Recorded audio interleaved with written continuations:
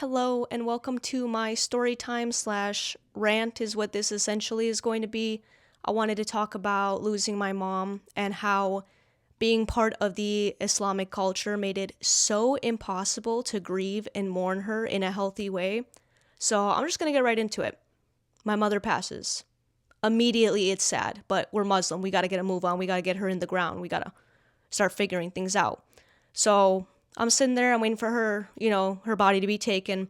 And immediately these men come in, and I guess they're connected with the funeral home and they're talking about like what we're going to do and the process. She wanted a full Muslim styled like funeral, not because she herself was very religious, but because she knows there's a lot of people in our family that need a lot of guidance and really can't make any decisions on their own without some imaginary man in the sky telling them what to do.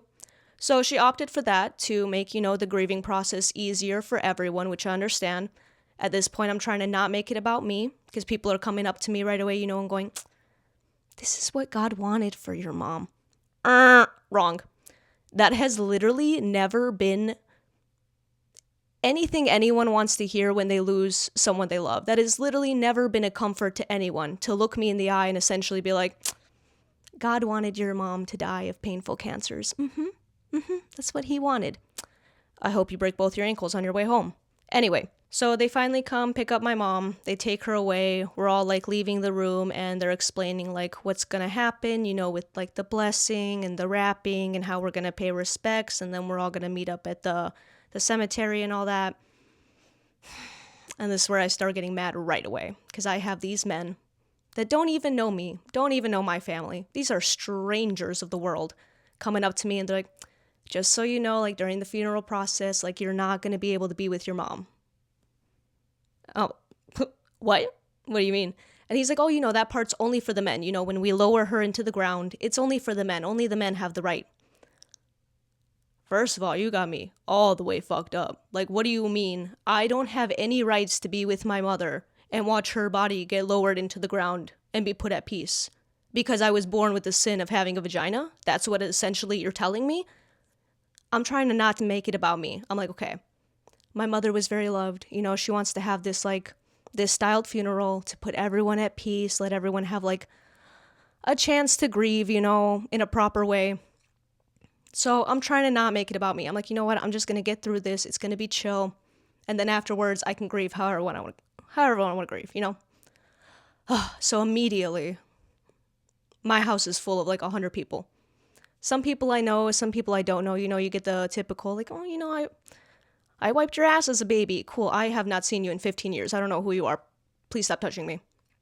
It's very stressful. There's so many people around. When you really want to grieve, you want to be on your own. You want to be just in the corner like, oh my God, why me? I can't do that with 40 people like, are you good? How you feeling? Are you all right? Do you need anything? I need everyone to back up for me. Ugh. So at this point, people are being very helpful around the house.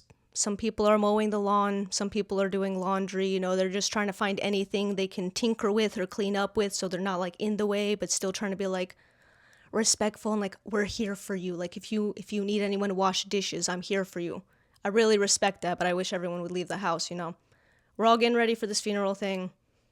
We finally go to the service. Me and my sister don't really know Arabic. We know like a decent amount of Bosnian to get through like basic conversation, but we never were like really thrown into the religion because my mom was a smart person and she's like, hey, this is what this is. Are you interested? And we're like, no. And she's like, oh, that's your free will. That's your right.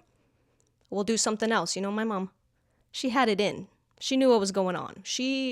So many times people would tell her like, oh my God, do you want me to like come over and like maybe I can pray for you? And she'd straight up be like, what is that going to do? You're going to sit next to me, pray my cancer's going to be gone? Like, don't waste my time. My mom knew. So we're at the service. I really like how they like set her up. They like wrapped her really nicely and she looked like a little swaddled baby and it was really cute. Very stressful with everyone, coming up and like I have to individually like thank everyone for being there. And I'm not good with I'm not good with like big crowds, big rooms, So we finally get to the service and I'm trying to stand as close as possible because that's my mom. I'd like to see her be put into the ground, obviously. And the cult leaders immediately are telling me, like, hey, make sure you stand over there, like across the street. And I'm like, what do you mean across the street? Like, the funeral's here and you want me to go across the street and like look like that through binoculars? And they're like, oh, we're like, women can't be here. Dudes only, dudes have the rights. And I'm like, okay, so let me get this clear, My mother's loving daughters that were born from her body do not have any claim over her.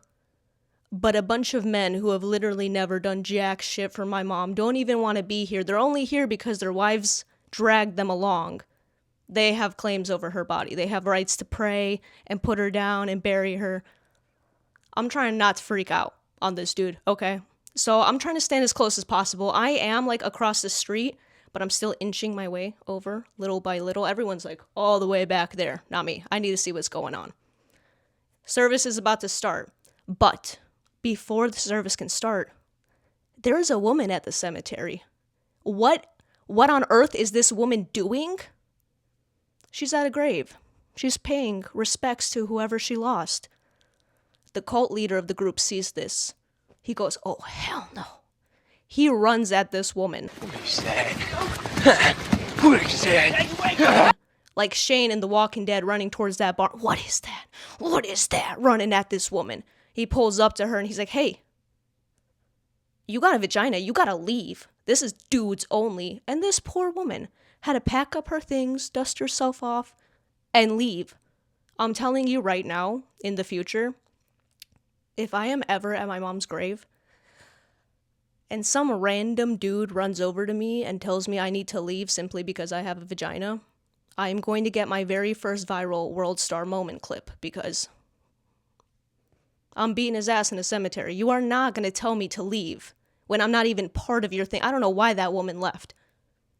I feel really bad for her. That like really pissed me off. She was like, we're over here. She's all the way over here. She doesn't even know what we're doing because she's got her head down. She's paying respect. She wasn't even part of that. Leave her alone.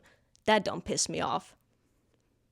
So he gets rid of her. He's like, oh, thank God. We almost had bad energy around here. He gets back to the service. He's like, okay, we're all going to pray. So, he's doing his thing, talking about, yeah, thank God we're men. We're super cool. No girls allowed. What are the men doing? Not paying respect. They're picking their noses. Their cell phones are going off. They're checking their cell phones. They're sending a text, putting it back in their pocket. They don't even want to be there. They don't care to be there. All right. So let's just recap. Who should have rights over my mom's body? Is it her loving daughters, or is it a bunch of men that don't even like their own families and don't want to be here? It's them. They get more rights simply because they were born privileged. They got the penis. They got all the power, right? So they're doing all that. They get her body down. They're throwing the dirt on her. I still can't come over there because this is a male-only process, right? So I'm sitting there mad, just watching all this negative male energy around my mom. And they bury her. And then once everything's done and all the men start walking away, then the cult leader approaches me and he's like, you can go say whatever. And I'm like, you know what? I can't even do this with all you around me. Like, y'all are making me so sick and so angry. I'm like, I'm going to wait in the car. Let my dad do what he's got to do. I'm like, I'll come back tomorrow when everyone's gone. I can pray and worship on my own because this is not it. Seeing all these men just like dead face like this, like during the service. Oh my God, that don't piss me off. And I already know everyone's coming back to my house because the service is not done. They need to pray more. So 1,000,001 people are in my home. I'm trying to just barricade in my sister's room. We got snacks and stuff down there.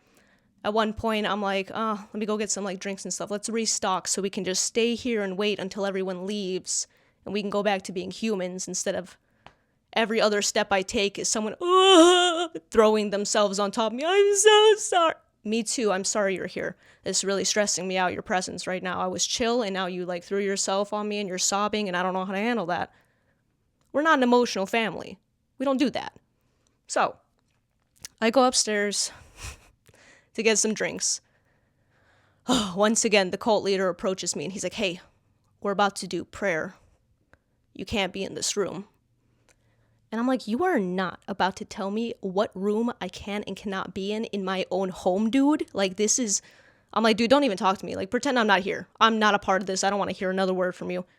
All the men are like surrounding the kitchen and the living room and they're doing prayer, you know. He's going off, yeah, thank God we're dudes and we're all going to heaven, even though we commit every sin under the sun except eat pork. Can I get a hell yeah? Where are all the women? They're downstairs, like hens in a coop. There's like 40 women on a single couch, all like pressed up like this, tweedling their thumbs, just waiting for the men to stop doing whatever they're doing so they can go, okay, we're done. Go back to servicing. And I already know, the men aren't there to pay respects. Every time a man says, yeah, I'm just here to pay respects, I'm like, no, I know damn well the second this prayer is over, the men are going to drink and smoke and eat and gamble and crack jokes in the garage. What are the women going to be doing? Servicing. They're going to be running around the house cooking and cleaning. And it's like, it just made no sense to me. It's like, my mom died and you're over here like servicing these men that are just crowding up my house, not doing anything, just like stinking up the place. My mother did not allow smoking in the house. They're over here smoking in the garage. Cigarette smoke is seeping into the home, but you're there to pay respects, right? That's what I do. When I know someone was against smoking, if I want to pay respects to them, I literally pull up and smoke inside their house, you know, because that makes sense, right? So, you know, at this point, I'm just like boiling over with rage. It has not even hit me that my mom is dead, because I've just been like, the second she died, it's been just nonstop in my face, like, you can't do this, you can't do this, you can't be here, you can't be a part of this, you can't be a part of this, all because I have a vagina. That's it. That's the biggest crime I have, simply because I don't have a penis, so I don't get any of the rights that they do. That's wild. So yeah, somehow I managed not to fight anyone. I was like, you know what, just let it go. Just let everyone grieve and do what they gotta do. This isn't about you. And tomorrow you can go back and be on your own. It'll be chill. So, you know, people hang out until like midnight or so, and then everyone goes about their day. Oh my God, bro. I could finally breathe. You know, like when you step outside and you hear silence instead of a million tears and chattering and fucking lighting of cigarettes and slamming of beers. Like, that should piss me off. My house was a mess. But you came there for respects, right? You came to pay respects by smoking and drinking and leaving a mess around, right? That's respectful. So, yeah. After all that, I finally went back the next day with my sister, just us. Completely different vibes right away, like sitting in that cemetery and it was just us and we could actually just sit there and be like, oh, yeah. Overall, 0 out of 10 experience. I would not recommend the Islamic faith to even my enemies. It's terrible. You have no rights. If you're a girl, you're basically just like an item in a house. You just sit there and you twiddle your thumbs until someone's like, water, beer, food, laundry. I don't understand. Everything pissed me off. Experience was horrible. And now I'm going to dedicate the rest of my life to just doing everything so anti-Muslim. Anything I can do to just separate myself so far away from all of that. I even started eating pork. I don't even like pork. Don't got a taste for it, but I'm gonna eat it. You know why? Because fuck them. Simple as that. Anything to just disassociate myself from that. So yeah, I just wanted to ramble about that because it was really annoying. Like, I really thought it was going to be like, oh, it's so sad, my mother passed, we're all gathered, we're all holding on to each other to kumbaya. I was sitting there just in the corner mad. The whole experience, it didn't even hit me. Oh, I'm like hot. Didn't even hit me that my mom was dead until like the next day, where I could like actually sit down and be like, damn, she's not here. It's crazy how you can process things when there's not like 40 people in your face screaming and crying for no reason, you know? But yeah, I just wanted to get that out because it was weighing heavy on my soul and I needed the people to know how bullshit that whole thing was for me.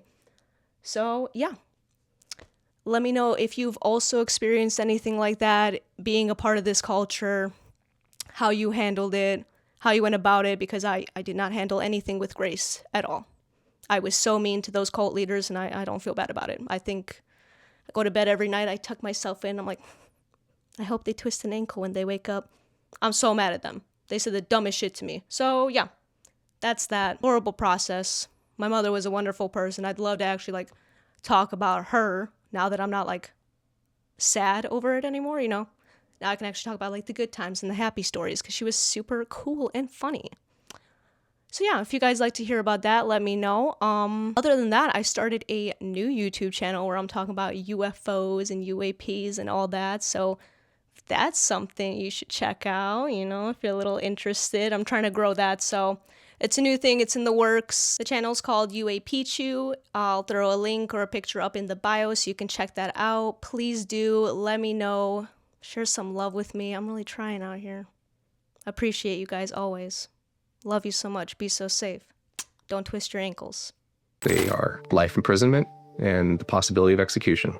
Maybe somebody just made this thing. A whistleblower who revealed immaculate constellation. Everybody here has testified except for me and Matt Brown. So has that happened? You call Arrow a catch and kill operation, and this is something that I've said on this show before. Matt Brown, get out here.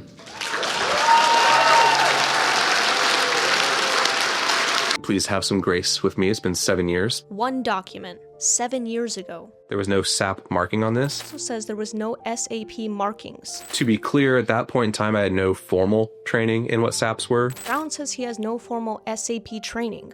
You see evidence that the rest of the world doesn't get to see. Mm-hmm. That starts happening. Yeah, nothing in those videos necessarily proves it's extraterrestrial or non-human.